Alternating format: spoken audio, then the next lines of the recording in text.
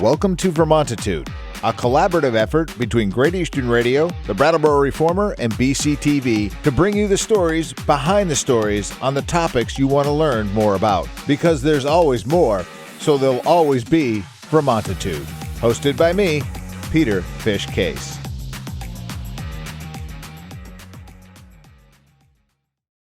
Welcome to Vermontitude. New episodes drop every Tuesday and can be found by going to vermontitude.com, reformer.com, or BCTV. We come to you from the studios at the Innovation Box on Flat Street. Vermontitude is a collaboration with Great Eastern Radio, the Brattleboro Reformer, and BCTV. I'm Peter Fish Case, and each week I try to cover topics of areas of concern in Windham County and the towns that reside within its borders. Today we're talking with Sue Graff from the Agency of Human Services, and we are going to talk about sheltering and housing. Sue, welcome to the program. Thanks for having me. All right, let's get right into it. We'll start in March of 2020, okay? And just for the record, this has been a long 3 weeks.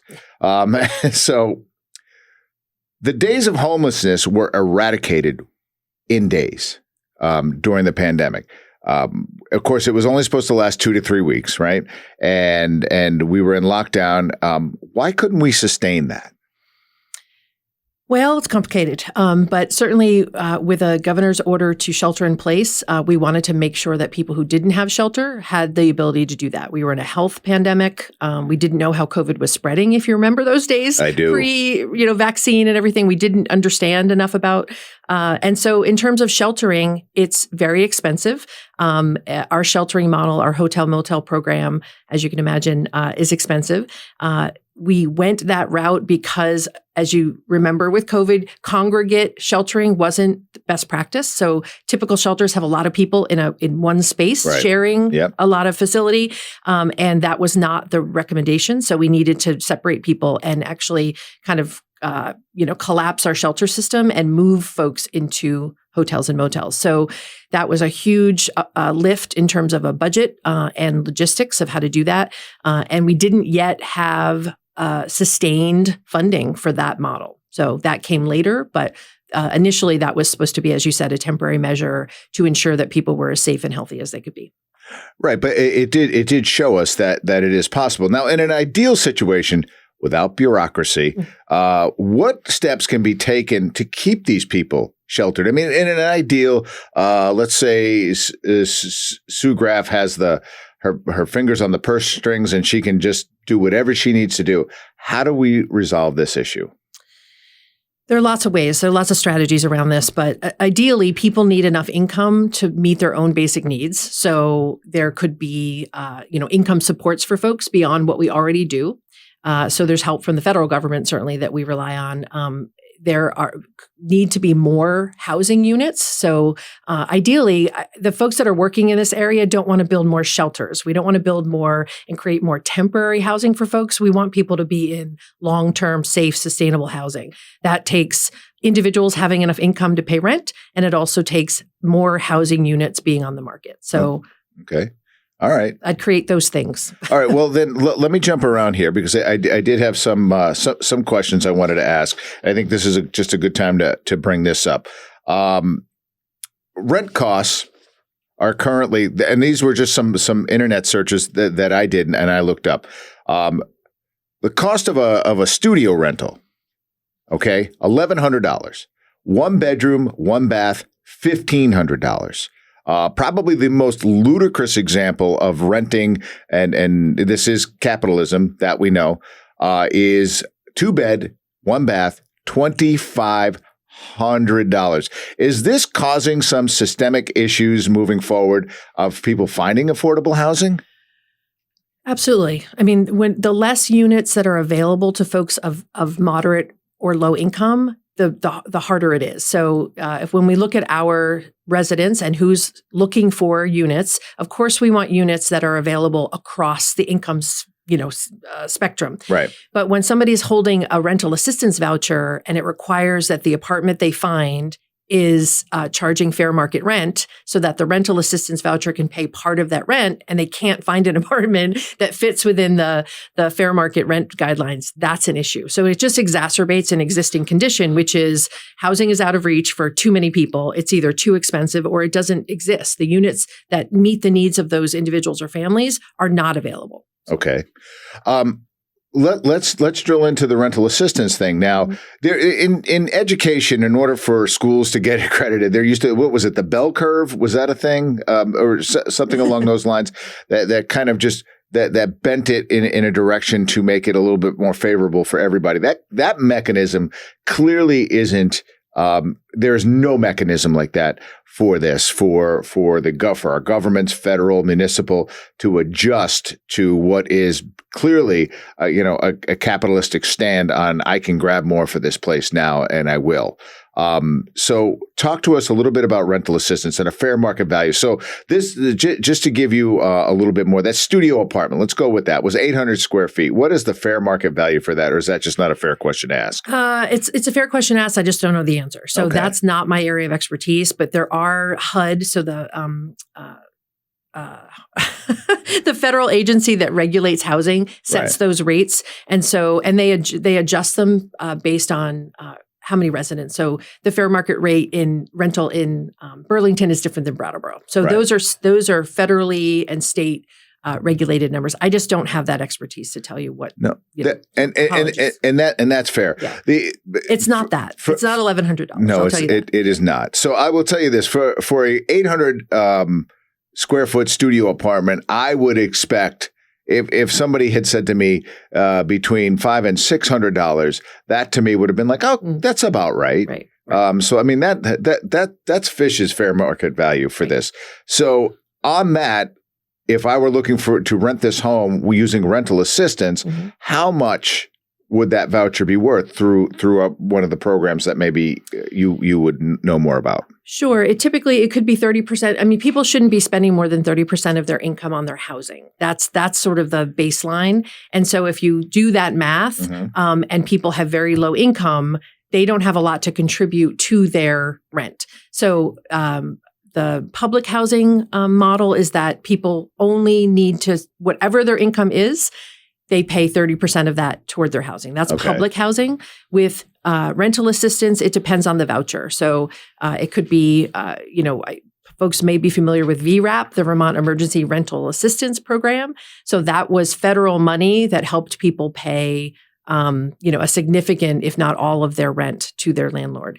That assistance is ending. And so that's also exacerbating this issue. So it really depends on your situation. Housing vouchers are issued depending on various factors, size of the family, other factors, low income guidelines, things like that. So it really depends on the rental assistance voucher. Okay. Yeah. All right. Fair enough. But it doesn't cover 100% of the rent, and no, it still doesn't. You still have to. Yeah. And there's part of me that's okay with that. I mean, you should have something vested in the place you live so that you take better care of it. Maybe that's just an old school thinking. But now here's something that interestingly enough, I got clarification on, and I feel as though I understand things fairly well, but I didn't understand this. Now, there was some talk about busing people to different communities.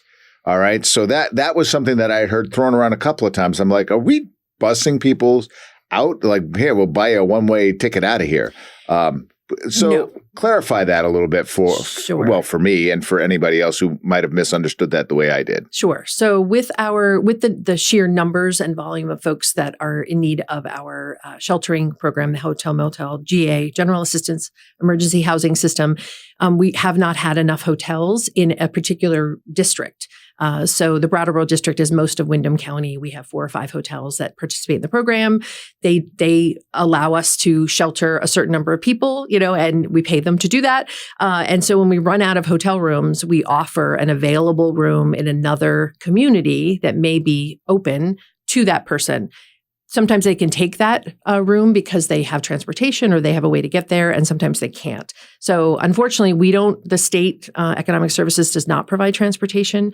We tried to offer that and weren't able to get a transportation provider contract together. And so unfortunately, folks do sometimes need to say, thanks, but no thanks. I can't get to that town, and there's no there's no issue with that. So no, we're not putting homeless folks. We're not just taking our homeless problem and making it Bellows Falls homeless problem. No. So we are just basically saying, you have a place where we can use this voucher. We need just to get this person here. Exactly. So that. Yes. See, that to me, that's a very important, that is very different from where I had landed when I heard that, thinking to myself, that seems like a very anti-Brattleboro thing to do. No. Also, I think what one of the things, and this might be part of the question that I had and needed clarification for, which was, I assume that we are also part of that network, that if we have a bed open and there is somebody in Rutland, Vermont, would it go that far north? Sure. Yeah, it's really a statewide issue. So we have a centralized system now for general assistance emergency housing. So it's a centralized call center. Those folks answering that phone are looking for resources around the state. And that's the reason we did that, because we knew we had the volume of folks a finite amount of resource, and we really wanted to make sure we were using that resource well. So we do make sure that we're up to date on shelter capacity around the state. That information also goes to 211, which does the emergency housing after hours, so after 4:30, Monday through Friday, and on the weekends. So they're aware of available shelter beds around the state, and they have access to issuing hotel vouchers for one night. And then those folks need to check in with economic services the next day and get connected to our system. Okay. I can sit here and forever and a day make the statement that as the richest country in the world, we shouldn't have anybody on the street, but we do. I agree with that. What is the thing that literally is going to get us to a point where we are moving quickly on these decisions? Now, I will say, I think that everybody should have to earn what they get. Maybe it's just my old work nature, but I don't believe that that you should be out on the street while you're trying to figure that out. So what is the one thing that maybe we need to look at? If there was one thing you could flip a switch at and just change to the positive, what would that be? And that's a big question. I understand that.